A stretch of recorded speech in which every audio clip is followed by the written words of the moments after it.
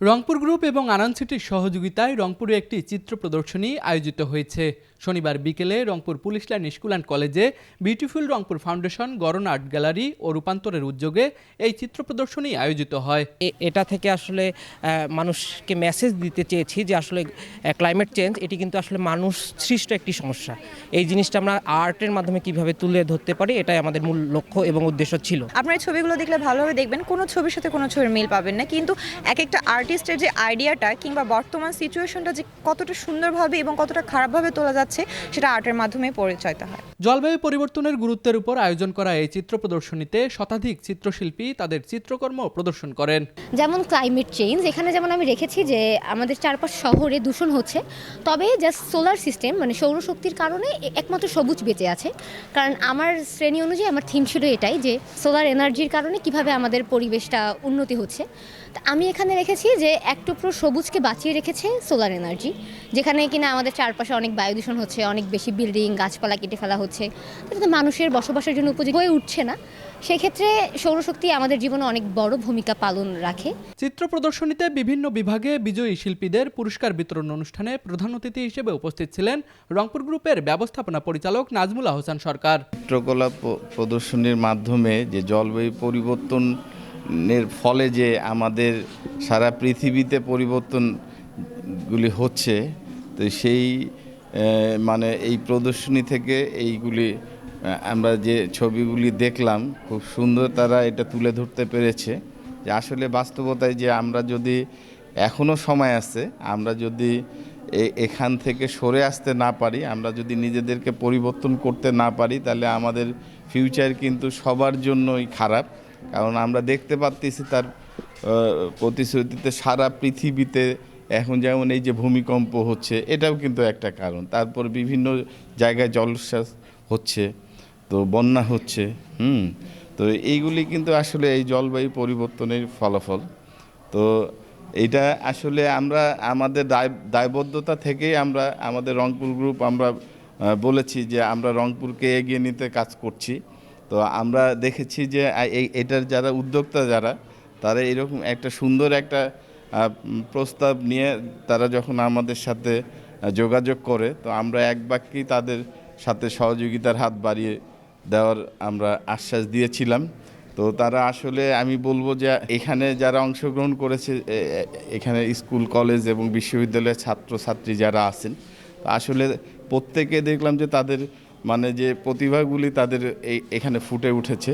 তারা খুব সুন্দরভাবে বর্তমান বিশ্বের এই অবস্থাগুলি তাদের এই চিত্রকলায় তারা মানে উপস্থাপন করতে পেরেছে। তো আসলে আমরা রংপুর গ্রুপ থেকে আমরা এই ধরনের উদ্যোগকে সব সময় আমরা স্বাগত জানাই, এবং এরকম ভালো কাজ যারা করবে তাদের সাথে রংপুর গ্রুপ থাকবে, বরাবরই থাকবে। এটাই শেষ না, সামনের দিকে আজকের যারা আয়োজক আছে এই ধরনের যদি আবারও তারা উদ্যোগ গ্রহণ করে, অবশ্যই আমাদেরকে পাশে পাবে। অনুষ্ঠানে বিশেষ অতিথি হিসেবে উপস্থিত ছিলেন রংপুর গ্রুপের উপব্যবস্থাপনা পরিচালক আশরাফুল আলম আলামিন এবং রংপুর গ্রুপের পরিচালক মোয়াজ্জেম হোসেন সরকার। আমন্ত্রিত অতিথি হিসেবে উপস্থিত ছিলেন ব্যাকপ্যাকার্স বিডির স্বত্বাধিকারী রিয়াজ আহমেদ বাবু।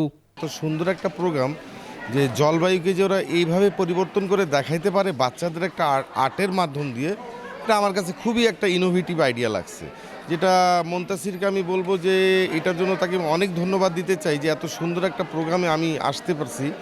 যে জলবায়ুকে যে এইভাবে চেঞ্জ করছে তারা বাচ্চারা সুন্দর একটা ড্রয়িংয়ের মাধ্যম দিয়ে সবাই দেখছে। আমার কাছে ব্যাপারটা খুবই ভালো লাগছে, এবং এটা একটা রংপুর শহরে এবং রংপুর বিভাগে একটা নতুনত্ব প্রোগ্রাম দেখা গেল। আমি অনেক প্রোগ্রামই অ্যাটেন্ড করি, কিন্তু এত সুন্দর একটা জলবায়ু পরিবর্তনের প্রোগ্রাম দেখি না, যেটা একটা আর্টের মাধ্যমে দেখানো হয়েছে। আজকের যে চিত্রাঙ্কন প্রতিযোগিতা, এখানে একেবারেই শিশু থেকে যারা বিশ্ববিদ্যালয় পর্যন্ত বিভিন্ন স্টুডেন্টরা রয়েছে তারা অংশগ্রহণ করেছে। আসলে শিশুদেরকেই আমাদের বেশি সচেতন করতে হবে, এই কারণে যে পরিবেশের যে পরিবর্তন, এই পরিবর্তনকে রুখতে গেলে কিন্তু আসলে একটা প্র্যাকটিস দরকার আমাদের। ছোট থেকে যদি একটা মানুষ লালন করে যে আমি আমার প্রকৃতিকে ভালোবাসতে চাই, প্রকৃতির পরিবর্তনটাকে রোধ করতে চাই, তাহলে এটি আসলে ছোটোবেলা থেকেই শুরু করাটা সবচেয়ে বেশি ভালো। সুতরাং এই যে সকলের সমন্বয়ে যে উদ্যোগটা, এটা একটি চমৎকার উদ্যোগ। এর আগেও রূপান্তরের প্রোগ্রামে আমি ছিলাম। অংশগ্রহণ করেছি। আমার কাছে মনে হয়েছে যে পৃথিবীটাকে যদি এখন আমাদের রক্ষা করতে হয় তাহলে আসলে এই ক্লাইমেট চেঞ্জ নিয়ে আমাদের কাজ করতে হবে, এছাড়া আমাদের আসলে কোনো বিকল্প নেই। আজকের এই উদ্যোগটা হয়তো খুব ছোট, কিন্তু আমি অনুরোধ করব এই উদ্যোগটাকে যেন আরও বড় করে নেওয়া হয়, ভবিষ্যতে এর ব্যাপ্তিটাকে যেন আরও বাড়ানো যায়, তাহলে আসলে আমরা আমাদের প্রকৃতিকে আমরা রক্ষা করতে পারবো। আমরা যদি বাংলাদেশের দিকে তাকাই, আমাদের ষড়ঋতুর দেশ কিন্তু এখন আর ষড়ঋতুর দেশ বলা যাবে না, কারণ প্রকৃতির পরিবর্তনগুলো কিন্তু আমরা ঠিক এখন চোখে পড়ে না আমাদের। সে কারণে আসলে আমাদের প্রকৃতিকে বাঁচাতে হবে এবং ক্লাইমেট চেঞ্জ নিয়ে আমাদের কাজ করতে হবে।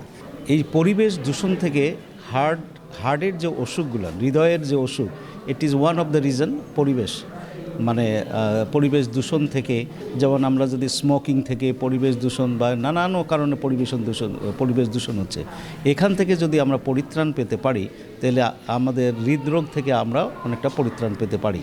তো সুতরাং আমরা এইখান থেকে যে সচেতনতা সৃষ্টি হচ্ছে, এটা যদি আমরা দেশব্যাপী ছড়িয়ে দিতে পারি তাহলে আমার বিশ্বাস যে কোনো অসুখ, হৃদয়ের অসুখ না শুধু, তারপরে আপনার লাংস থেকে শুরু করে এই অ্যাজমার থেকে শুরু করে যে শ্বাসকষ্টগুলো হচ্ছে, এখান থেকে আমরা পরিত্রাণ পেতে পারি। জলবায়ু পরিবর্তনের গুরুত্ব সকলের মাঝে ছড়িয়ে দিতে এমন আয়োজনের সাধুবাদ জানায় আমন্ত্রিত অতিথিবৃন্দ। রাশেদ হোসেনের ক্যামেরায় তুষার আচার্য, ডেস্ক রিপোর্ট, RCTV।